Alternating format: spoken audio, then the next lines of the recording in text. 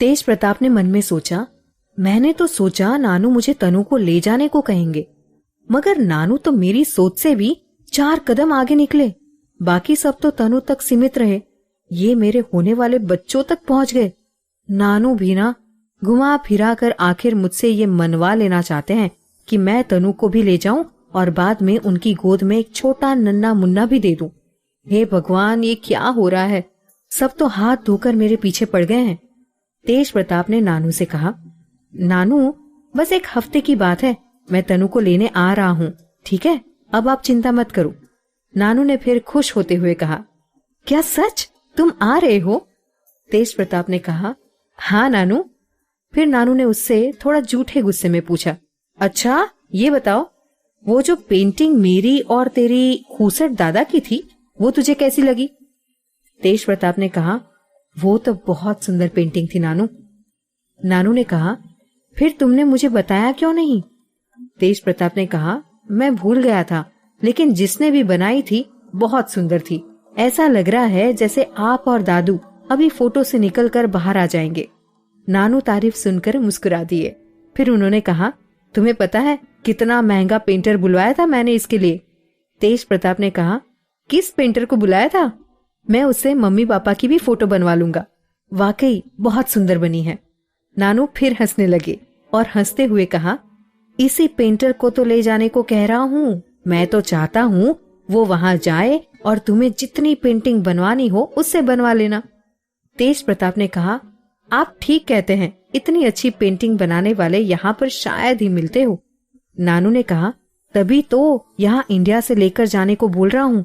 जानना नहीं चाहोगे उसका नाम क्या है? तेज प्रताप ने कहा, हाँ नानू, आप उसका नाम और एड्रेस मुझे बता देना, मैं उसे जरूर यहाँ बुला लूंगा। नानू ने हंसते हुए कहा, गजब है, तुम्हें इस खास पेंटर की काबिलियत के बारे में कुछ नहीं पता? फिर उन्होंने हंसते हुए कहा, पता चल जाएगा। अच्छा, अब मैं फोन रखता हूँ। आशा करता हूँ तुमसे जल्द मुलाकात होगी। तेज प्रताप सोच में पड़ गया। वो काफी देर तक उस पेंटर के बारे में सोचता रहा। तनु ने भी ये मान लिया था कि अब उसे अकेले ही रहना है। वो समझ गई थी कि तेज प्रताप उससे मिलना नहीं चाहता है, पर क्यों? अभी भी उसे समझ नहीं आ रहा था। तनु ने सोचा, अभी लगता है ये 1 साल मैं खाली ही रहूंगी, पर डिग्री कंप्लीट नहीं है, इसलिए बहुत अच्छी जगह जॉब मिलना मुश्किल है। उसे खाली घर डरावना लगने लगा था। उसने अपना रिज्यूमे इधर उधर भेजना शुरू कर दिया था। दिल्ली में बहुत सारी कंपनीज थी जहां तनु ने अपना रिज्यूमे भेजा था, लेकिन लगभग सभी जगह से उसका रिज्यूम रिजेक्ट हो गया था, क्योंकि उसका ग्रेजुएशन कंप्लीट नहीं हुआ था। फिर उसने एक बैंगलोर की कंपनी का भी ऐड देखा था, जिसमें आर्ट डिजाइनर की आवश्यकता थी।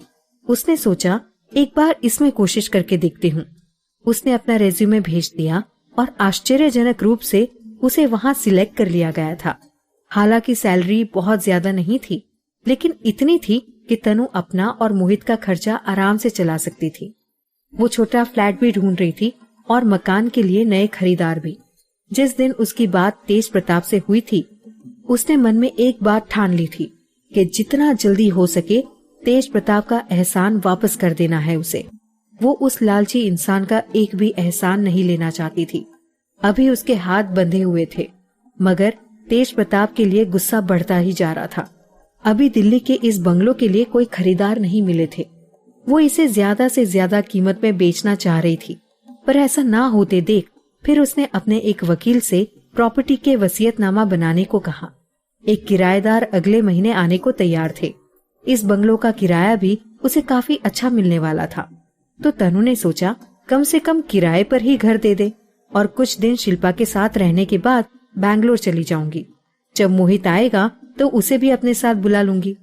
उसने अकेले ही बहुत बड़े बड़े डिसीजन ले लिए थे, जिसके बारे में उसने ना शिल्पा को बताया था और नानू को, और ना ही तेज प्रताप को।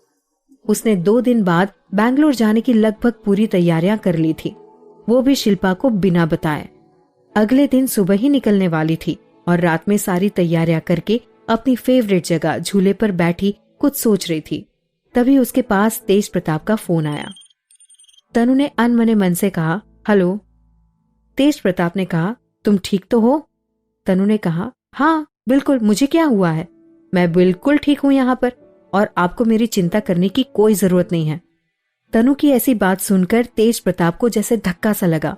उसने कहा, तनु, वो दादाजी तुमसे मिलना चाहते हैं और अरुण भी वहां आ रहा है। तुम उसके साथ कल की फ्लाइट से जर्मनी आ जाना। अपने साथ ज्यादा सामान लाने की जरूरत नहीं है। यहाँ तुम्हारी जरूरत का सारा सामान अरेंज कर दिया जाएगा। तुम कुछ दिन रहकर इंडिया वापस जा सकती हो। तुम्हारे लिए कोई बंदिश नहीं है। बस दादाजी तुमसे मिलना चाहते हैं। तनु ने कहा, क्या सिर्फ दादाजी मिलना चाहते हैं? तेज प्रताप ने हड़बड़ाते हुए कहा, हाँ, वो उनकी तबीयत बहुत खराब है और वो तुमसे मिलने की जिद पकड़े बैठे हैं। प्लीज मना मत करना। तनु ने गुस्से में कहा, मैं मना कैसे कर सकती हूँ? मैंने तो ये कॉन्ट्रैक्ट साइन किया है और इसमें साफ लिखा है कि मुझे आपके परिवार की बहू बनकर रहना है और सारी जिम्मेदारी भी निभानी है। तेज प्रताप ने कहा, तो फिर ठीक है, अरुण आ जाएगा।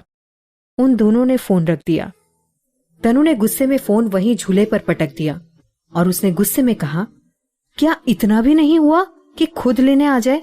अरुण को भेज दिया मुझे लेने। जी तो कर रहा है कह दूं कि मुझे नहीं आना, पर कुछ भी हो, तेज प्रताप ने मेरी उस समय मदद की जब मुझे सबसे ज्यादा जरूरत थी, और इस कॉन्ट्रैक्ट के मुताबिक जो वो चाहेगा वो तो मुझे करना ही है।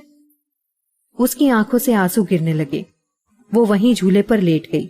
उसे समझ नहीं आ रहा था कि वो बेंगलुरु जाए या जर्मनी, और सोचते सोचते वो वहीं सो गई। सुबह के 8 बजे तनु की नींद खुली। छत पर धूप हो गई थी। तनु की आंखें बहुत भारी हो रही थी और कई दिनों से ठीक से खाना ना खाने के कारण उसकी तबीयत भी ठीक नहीं थी। इन पिछले 2 महीनों में तनु थोड़ी पतली भी हो गई थी। सारी रात झूले पर सोने के कारण तनु के बदन में भी दर्द हो रहा था। वो बेमन से झूले से उठी।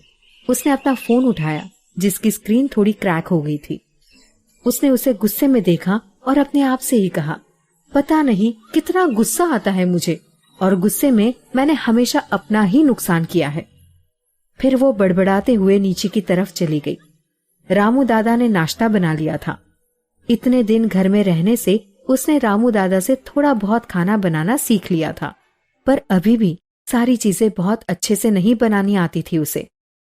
तनु ने मन में कहा, शिल्पा को फोन करके बता देती हूँ।